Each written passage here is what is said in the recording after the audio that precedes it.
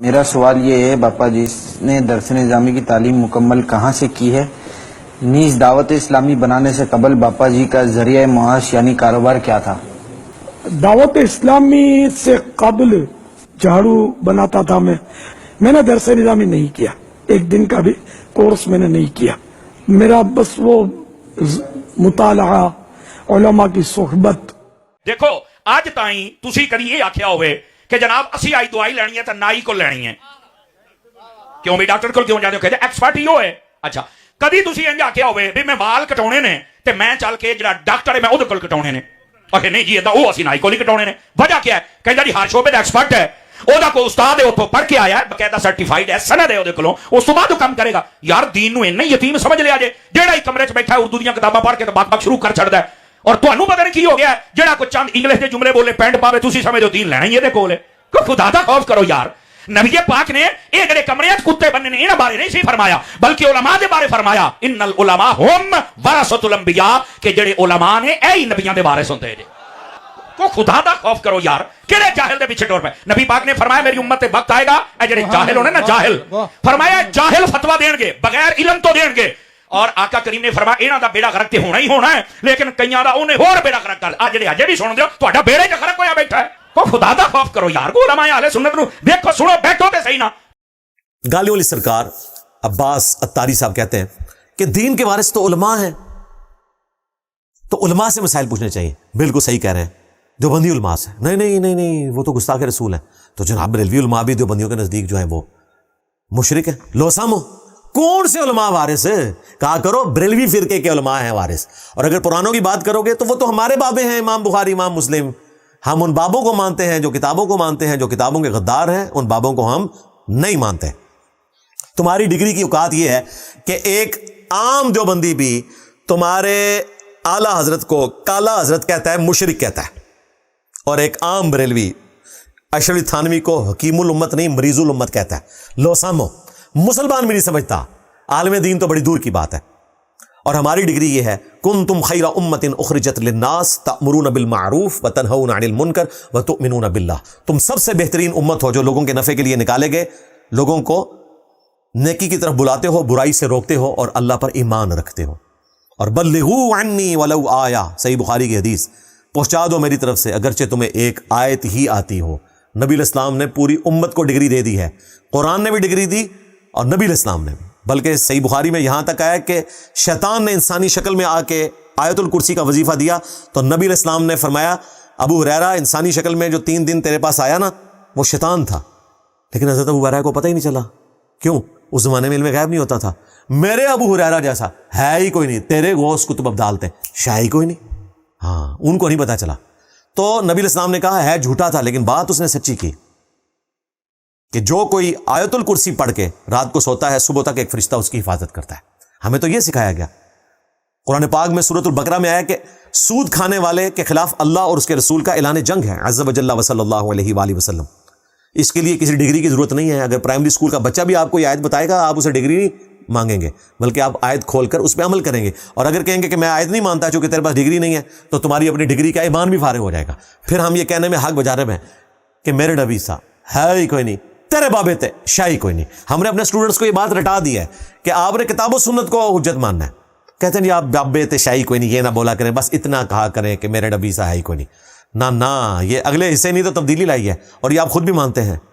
آپ نے ایک جھوٹی کہانی مشہور نہیں کی تھی، بابا جی خادم رضوی نے بھی سنائی تھی کہ بڑے سے بڑا غوث کتب ابدال کسی صحابی کے گھوڑے کے قدموں کی خاک کے برابر نہیں. اور اس میں صحابی بھی حضرت معاویہ رضی اللہ تعالیٰ کا نام لیتے ہیں. امیر معاویہ نے جو حضور کی حمایت میں گھوڑا دوڑایا نا، اس گھوڑے کے ناک میں جو مٹی داخل ہوئی نا عمر بن عبدالعزیز تو اس کا مقابلہ بھی نہیں کر سکتا. یعنی شیعہ نے اپنا گھوڑا بنایا ہوا تھا حضرت حسین کے نام کے اوپر، انہوں نے حضرت معاویہ کے نام کے اوپر ایک گھوڑا بنا دیا. تو اب آپ سمجھ لیں کہ شیعہ کا گھوڑا بھی ہے، سنیوں کا گھوڑا بھی ہے. ہاں تو اللہ سے ڈر جاؤ. کہتے ہیں نہیں یہ حافظ ابن کثیر نے لکھا، اس سے پہلے شیخ عبد القادر جیلانی نے لکھا، اس سے پہلے جو ہے وہ احمد بن حنبل نے لکھا، اس سے پہلے عبداللہ بن مبارک کے متھے مارتے ہیں بلکہ عمر بن عبدالعزیز کے متھے مارتے ہیں. اللہ سے ڈر جاؤ، وہ اس قسم کی بات کر ہی نہیں سکتے تھے اور اگر کی ہے تو اللہ سے معافی مانگیں گے. سنن ابن ماجہ میں اور جامع ترمذی میں حدیث ہے ایک مؤمن کی حرمت کعبے سے بھی بڑھ کر ہے. ہاں تو بھائی کوئی مؤمن نہ آج کا نہ اس زمانے کا کسی صحابی کے گھوڑے کے قدموں کی خاک نہیں ہے. ہاں जानवर के बराबर कोई मोमिन नहीं है, चाहे वो किसी सहाबी का भी घोड़ा हो। ये बात ही जाली थी और खाम खा तुमने मशहूर कर दी, तो अल्लाह का शुक्र है ये खुद मानते थे, इनके गाटे फिट हो गया। ये कहते थे कि सहाबी के घोड़े के कदमों की खाक जैसा है ही कोई नहीं, गौस कुतुब अब्दाल ते शाही कोई नहीं। हमने तो बड़ी अच्छी बात की है, मेरे नबी सा है ही कोई नहीं, तेरे बाबे ते शाही कोई नहीं। मेरा नारा तो सॉफ्ट है, अल्लाह का शुक्र है कि ये बैकफुट पे चले गए, अल्हम्दुलिल्लाह।